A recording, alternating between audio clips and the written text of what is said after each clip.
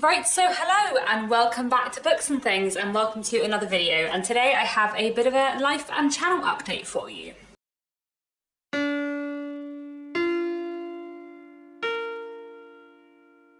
So, I thought I would make a sort of chatty update video, a bit of a chat about life stuff and career stuff today, because I am making, or I have just made a pretty big life/career change. So I thought it would be interesting maybe to talk about this today, and how it might affect, my life, my channel, etc. So for those of you who don't know, who are newer to my channel or who kind of haven't heard me mention this before, for the last 6.5 years, or just over 6.5 years, I have been working in the publishing industry. I started off working in illustrated non-fiction, and then for the last nearly 4 years, I've been working in fiction as an editor, most recently as a desk editor at HarperCollins. But I have left my job at HarperCollins as of last week, and I have officially gone freelance, which is big and exciting and slightly scary, but also something I'm really excited about. It's something I've been thinking about for a while, and it feels like a big, exciting thing to do, and I think it's going to be really good. I'm really looking forward to being my own boss, being able to manage my own time, having control of my own time, and being able to divide it how I want. And also I'm looking forward to being able to focus on the kind of work I want to do and the specific areas of work I want to do. So there are going to be effectively 3 strings to my bow when it comes to freelancing. So the first thing, the main thing, is that I'm going to be doing freelance editorial work. Obviously I've been working in editorial, in publishing for the last 6.5 years. I have a lot of experience editing. I love editing. I think I am good at editing, and I'm really excited to do lots of freelance editorial work.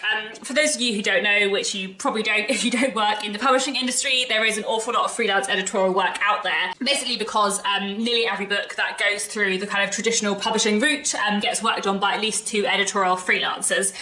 Usually what happens when a book is going through a publishing house, going through the editorial process, is that the in-house editor will do kind of structural edits and line edits with the author, and then they will send it off to a freelance copy editor who does a check that everything is correct. So they check the grammar and punctuation, they check the timeline, they check continuity issues and consistency issues, they check for historical inaccuracies if it's a work of historical fiction, all of that kind of thing. Then it goes back in-house to the publishers who get it typeset, often by an external typesetting company, and then the publishers will send the typeset pages to a proofreader who proofreads the book, who checks some of the same stuff that the copy editor checks, but also has a last read through and checks the formatting, and that everything is readable, and that words have been split with the hyphens in the correct places, all of that kind of nitty-gritty stuff. The vast majority of publishers do not have in-house copy editors and proofreaders, and they send things out to external freelance copy editors and proofreaders so that the people working on those stages of the book have fresh eyes, and they're people who haven't seen the book before, and they will kind of come to it fresh. So a lot of what I will be doing as a freelance editor is freelance copy edits and proofreads for publishers, but I'm also hoping to do some kind of line edits and structural and development edits, which are the kind of earlier stages, which sometimes publishers do freelance out as well. So I'm really excited to do a lot of freelance editorial work. I've been working in publishing for a long time and I love editing hugely, but if you are an editor in a publishing house, editing is probably a third of your job, and then there's a lot of other things that are part of your job too, to do with publishing strategy and author care and emails and admin and so many other things, as there are in any job. So I feel one really nice thing about being a freelance editor is that I will get to focus on the nitty-gritty word stuff that I love, and especially copy editing. I'm just really excited to do a lot more of that because I just really want to fix other people's grammar and punctuation and historical inaccuracies. It's just some of my favourite things to do, and I love a timeline, I love a spreadsheet. I'm just very, very excited for all of this stuff. So that's really exciting. I'm really looking forward to all of that. I've got some work lined up already. There's lots of publishers I know I want to work with. I am chiefly going to be working with publishers and not directly with authors, though I might do some work for kind of literary consultancies and literary agents too. So I'm really excited for this part of my freelance career. I think being a freelance editor will allow me to do all of the bits of editing and all the bits of working in publishing that I love best, but that being my main focus. And also it will give me much more control over my time and much more flexibility around the other 2 things that will be part of my freelance career. So I'm really, really excited and looking forward to all of that. I appreciate that this is possibly less interesting for you guys watching. if any of you work in publishing and need any freelancers, let me know. But otherwise, maybe this is just like an insight into like a little random corner of the book industry and the publishing world. But yeah, I'm really, really excited for that. And then the second thing I will be doing as part of my freelance career is writing. So as a lot of you who watch this channel know, my debut novel, The Secrets of Hartwood Hall, is coming out in March next year. So it's coming up pretty soon now, and I am very, very, very, very excited for it. The main kind of driving force behind me going freelance at this point in my career is that I have been finding it kind of tough and very busy to balance the writing stuff with my full-time job in publishing. It's been a very, very busy, full-on year. So I think being freelance and being able to kind of balance those things more will be really good. And I'm really looking forward to having more time to write and having more time to keep writing my second novel. And it should mean that I have a bit more time in kind of February, March next year to focus on the publication of The Secrets of Hartwood Hall and to like enjoy the publication of it, because I feel like it's just been so busy lately and I need more time to like slow down and enjoy the excitement around publishing my first novel. So writing is going to be a pretty big part of my freelance career too, and even though it definitely won't take up as much of my time like during the week as freelance editing, I think it will like take up a lot of my brain space and passion, so that's kind of exciting too, I guess. And talking of my writing and my novel, I have some exciting video content around that coming up very soon. So later this week, this Thursday, I'm actually going to be revealing the covers for my novel, which I'm hugely excited about. And then I also do have coming up a vlog that I did of a literary event that I did back in May, which I haven't posted yet. So I'm going to be posting that later on this month as well. So those two things, my freelance editing and my writing, will definitely be like the main part of my freelance career. But the other thing which I am going to try and focus a bit more on, have a bit more time for, and kind of try to fold into my freelance career is this booktube channel. I've been doing this channel for a really long time now, for I think more than 7 years now, and it is a really big part of my life and I do really love it, and it is a sort of a part of my career. I don't know, I don't want to think of this as a job because it is a hobby, but at the same time I do earn a bit of money from it, like not tons. Even if I earned like 10 times the ad revenue I currently earn, I could not live off it, but I do earn a little bit of money from the ad revenue from this channel, and I think this channel will be kind of useful and important in terms of like spreading the word about my novel when that comes out. So it does feel like it's kind of tying in with my writing career now, and it is a really important part of my life, and I do want to have more time to spend on it. So I'm gonna try really hard to like fold booktube into my day-to-day week. I've written myself like a daily schedule, and I'm gonna try and give myself like time for booktube in between freelance editing and writing, so that it is kind of more part of my day-to-day routine. Because basically what happens at the moment and what's been happening for the last 7 years is that I basically spend the equivalent of one day every weekend or half a day every weekend doing booktube stuff, and it just takes up a lot of my free time.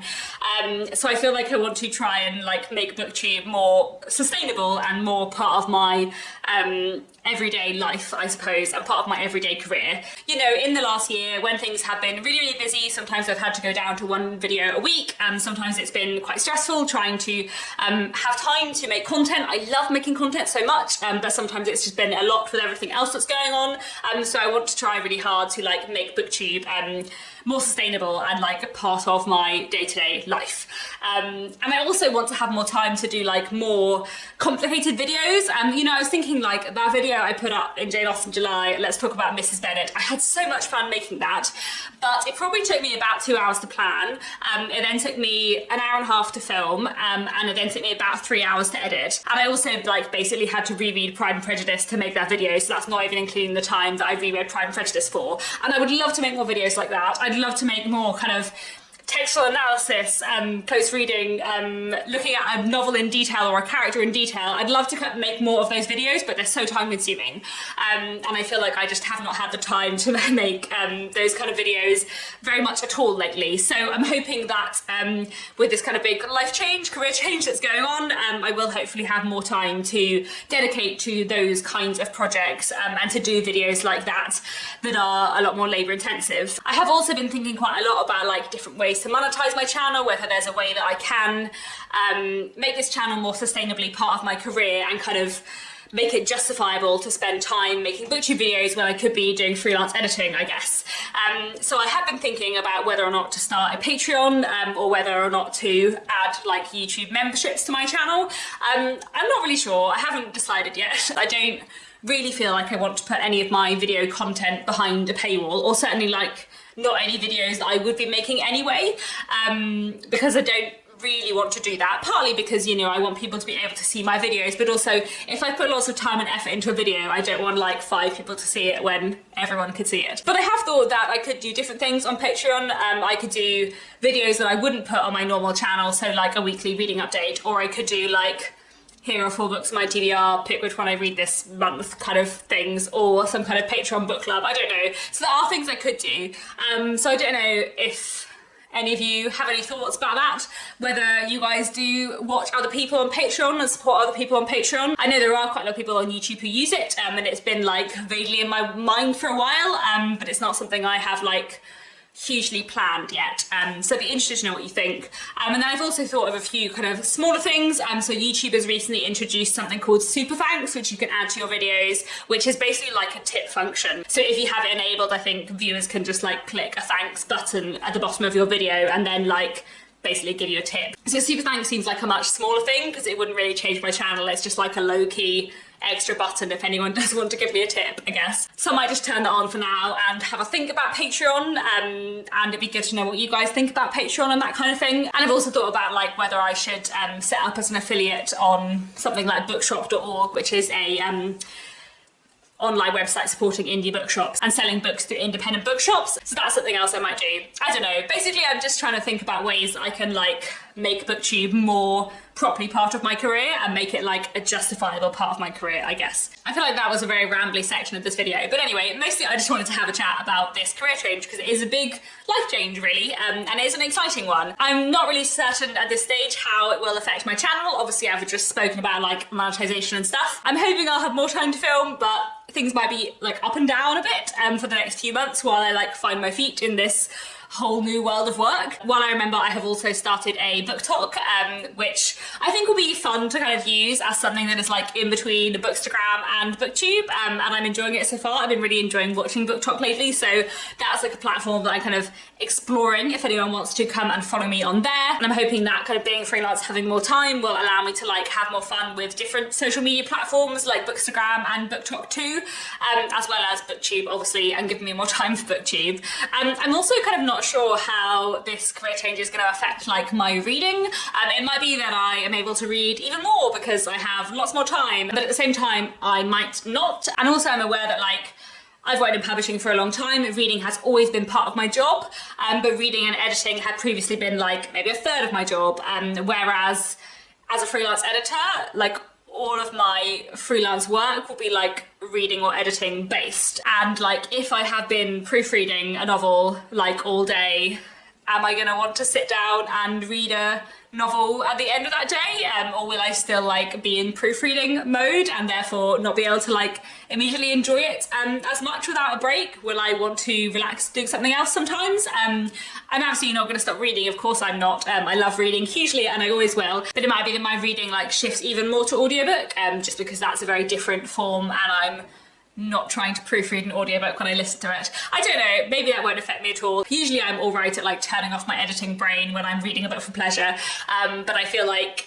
if I have like spent the whole day, if I spent like 8 hours proofreading, am I gonna be able to sit down and read a novel without being like on the lookout for punctuation errors? I don't know. Anyway, I love audiobooks hugely and they are a very different form of reading, which I never have my editing brain on for, so maybe I'll just listen to even more audiobooks.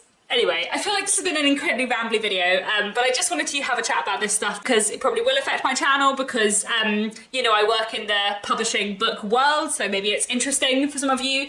And yeah, generally I'm just really excited. This is a big change in life, big step, a bit scary, but really, really exciting. I think it's going to be good. So yes, I don't have too much else to say. This has been a very rambly, but yeah, let me know down in the comments if you have any thoughts, especially on kind of like Patreon and that kind of stuff, because I'm really undecided about that. I'll be back on Thursday with my cover reveal video. Very, very excited for that. And that's all for now. Thanks very much for watching, and I'll be back soon with another bookish video.